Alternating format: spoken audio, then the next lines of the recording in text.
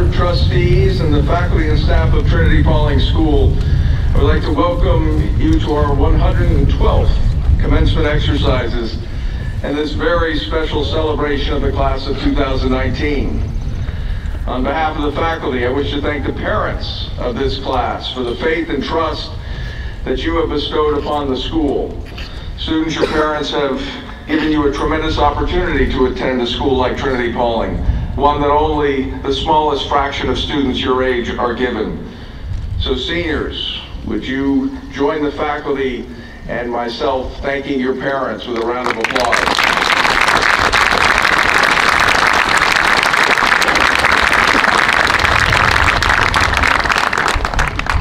Of course, none of us would be here today if it were not for the hard work and dedication of the group of men and women sitting behind me this morning.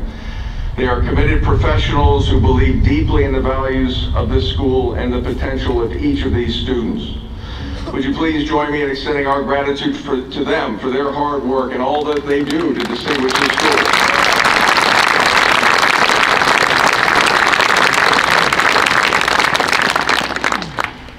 I would like to take this opportunity to cover a few housekeeping details. First, I would ask that all cell phones be either turned off or silenced during the ceremony. Secondly, we have a professional photographer on hand to take pictures of each graduate as he receives his diploma. If you would like to take your own photographs, I would like to point out this roped off area here to my right as a good place to do that when the diplomas are conferred. Lastly, we have water in buckets around the quad here, and restrooms are located in the Gardner Theater, the Dan Academic Building, and in Cluett Hall. About a week ago, a journey that I've been on for 8 years came to an end. When this journey began, I lived a couple thousand miles away. My kids were in college. And Trinity-Pawling for me was a memory, a good memory. When the journey ended, I was back here, my kids are married, and I'm actually a grandfather. So a lot can happen in 8 years. And I wish I could say that the journey's end was satisfying. All journeys must end, but some endings are more satisfying than others. Some endings are greeted with excitement and anticipation, only to fizzle because the ending left out some important details that make the traveler wonder if the time spent on the journey was actually worth it. Nolan, Jack, and I have had just this conversation because we were wondering if this journey was, at the very end, worthwhile. Of course, I'm talking about last Sunday's finale of the Game of Thrones. Now, I won't go into detail about the Game of Thrones because I know that those of you who have not watched the show are absolutely sick to death of everybody who does talking about it all the time. What I will say to those of you unfamiliar with the show is that the final episode was really kind of unsatisfying. There were too many aspects of the 8-year journey of the show that went unanswered. There were too many loose ends, and at times it felt like the writers of the show were racing to bring the story to an end and did not do proper justice to the characters that they had created. So my dissatisfaction about how this journey ended prompted me to be a bit concerned as to how you, the class of 2019, may be regarding the ending of your journey at Trinity-Pawling. I feel compelled to be certain that the writers of the end of your journey at this school don't leave out too many loose ends, that we make certain that there's proper closure. In a little bit more than an hour, you'll be graduates. Regardless of when your journey at Trinity-Pawling began, what you all have in common is that you're here today at the finish line, the ending. You sitting here today, however, share the completion of this journey in joy, and that is something special. Those members of this class have shared this journey together. This morning you sit together as a class, united as a single unit. Yet when you leave your seats at the end of this ceremony, you will never sit as an entire class again. Your class picture will be On display, you'll have your names engraved on a plaque that will be in the ground floor of Cluet, and you will be remembered as a single class, but physically you all won't be together in this space again. As you prepare to leave Trinity-Pawling, you'll be leaving things that have been such routine parts of your life. And many of these structures that have so deeply reflected your experience here will be things that will not be part of your experience after you leave the school. And that's probably a good thing. Here's a list of things that have demanded so much of your life's attention at Trinity-Pawling that will, in all likelihood, not impact your life after you leave here today. You won't have to go to chapel in the morning. You won't put on a jacket and tie to go to class. And after college, you may not have to put on a jacket and tie to go to work. The words neat and formal will have absolutely no relevance and no context once you leave here. You won't eat your meals in college sitting around a table with different professors and students that you may not know very much. You won't be told to shave. You won't be told to cut your hair. You won't have an effort system to determine how many weekend privileges you get. In fact, your professors will not likely even comment on your effort, just your performance. In your job, you won't get an effort rating. And other than for Nick, the college world will be co-ed.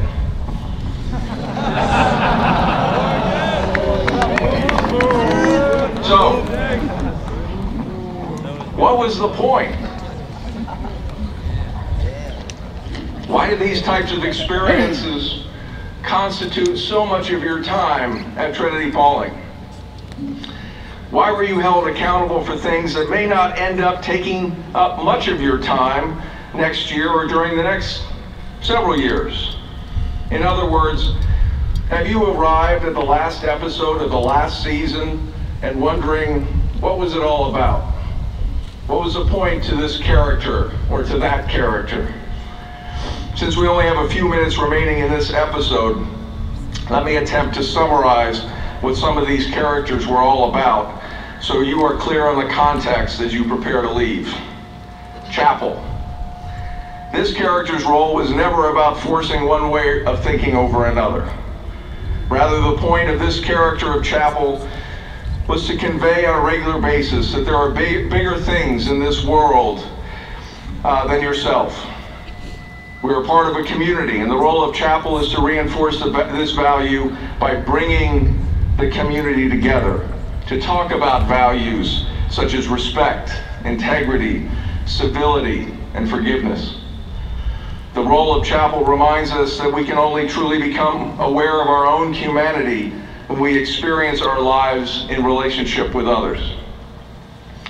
Moreover, the role of Chapel is also to reinforce a basic belief that you are loved and that you have gifts and talents given to you by a loving God. In Chapel, we celebrate the fact that each of you have been given these gifts. It was never in the Chapel's script to tell you what these gifts and talents are, but to get you to understand that they exist and that you have them. Some of you need to discover what they are on your own life's journey. Some of you have begun to discover them. For others, they will be discovered in time. Now, dress code. This has been truly a misunderstood character in the series. Many conclude that the point of the dress code role is simply to get everyone to look nice. Some say it's an outdated character. If its purpose is to prepare you for what the world of work is like, then there are many examples of work environments that have far less formal dress code than a jacket and tie every day. The role of the dress code is misunderstood when too much emphasis is placed on its functionality. Sure, the dress code at Trinity-Pawling has its own specific rules. Tucked-in shirts, no hats in certain buildings, collared shirts on some days but not on Sundays, blues and grays for special occasions, etc., etc., etc. Yet the role of the dress code is far more simple and far more deep than what is worn on what day to what function. The purpose of the role of the dress code is to be a constant guide that reminds you to be aware of where you are at any given moment. It's a guide that offers insight as to how you should present yourself at certain times based on what is going on around you.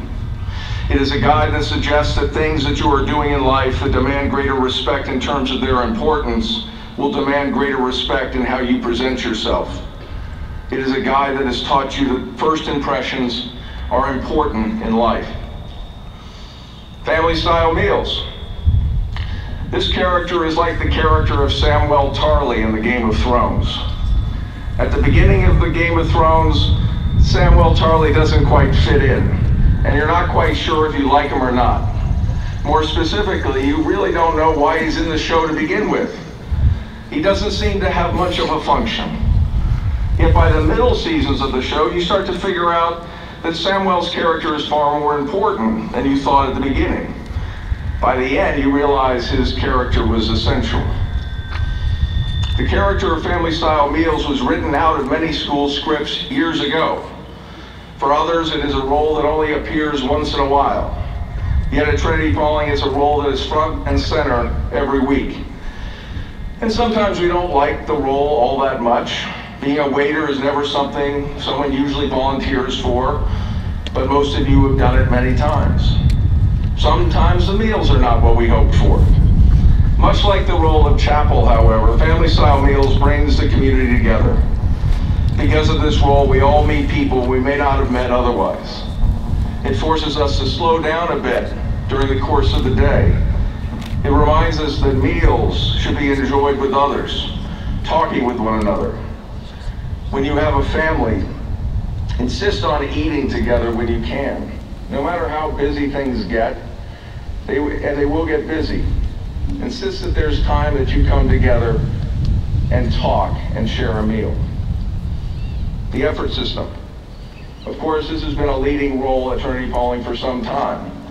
This character has been with you in so many ways during your journey through Trinity-Pawling. It's a character, however, that really only can exist here. It's a character that in many ways is confined to this place. It is not meant to leave here. It's a character that actually doesn't have the same meaning outside of this place. You won't find an effort system in college, and you certainly won't find one after college.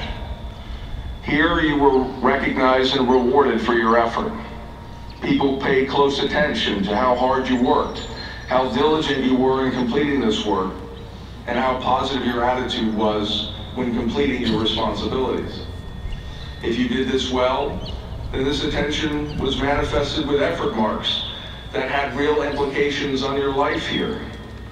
You learned that hard work and a positive attitude has value, and this value was at times transactional.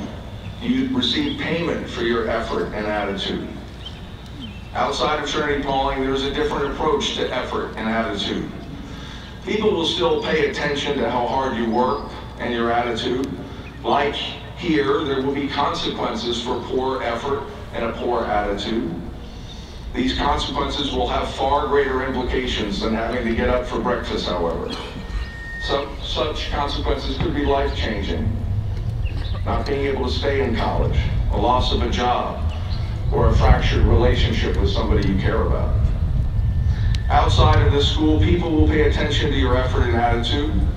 Increasingly in life, you will find that working hard and having a positive attitude will be the expected norm.